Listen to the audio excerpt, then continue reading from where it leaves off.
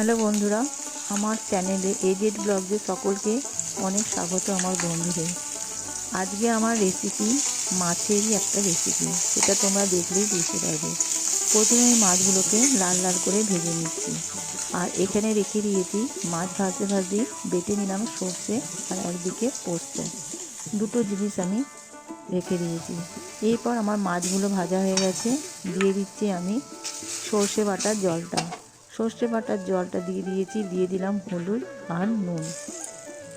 এই ভিডিওটা পুরোটা দেখতে হবে, কারণ কখন আমি পোস্ত দিই নাহলে বুঝতে পারবে না। এরপর দিয়ে দিলাম দুটো কাঁচা লঙ্কা, একটু নাড়িয়ে দিলাম, হলুদ আর নুনটা ভালো করে মিশিয়ে দিয়ে আর একটু সর্ষে বাটার জল ধুয়ে দিয়ে দিলাম। সর্ষে বাটার কিন্তু কোনো রকম খোসা দিইনি, এতে কি হয় অম্বলটা হয় না।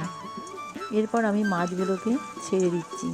এটা একটা খুব সাধারণ কিন্তু খেতে অসাধারণ, খুব রেসিপিটা সাধারণ কিন্তু খেতে অসাধারণ।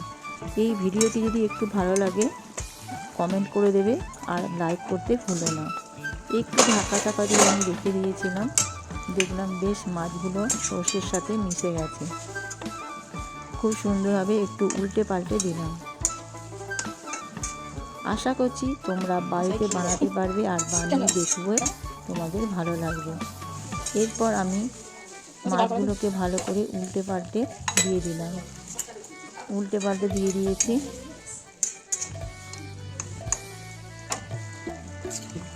যারা আমাকে এখনও সাবস্ক্রাইব করনি তারা সাবস্ক্রাইব করে দিতে ভুলো না। এরপর আমি দিয়ে দিলাম পোস্ত বাটা। এই পোস্ত বাটা দিলে টেস্টটা আরও খুব সুন্দর হয়। পুরো লাস্ট মুহূর্তে দিয়ে দিলাম পোস্ত বাটা।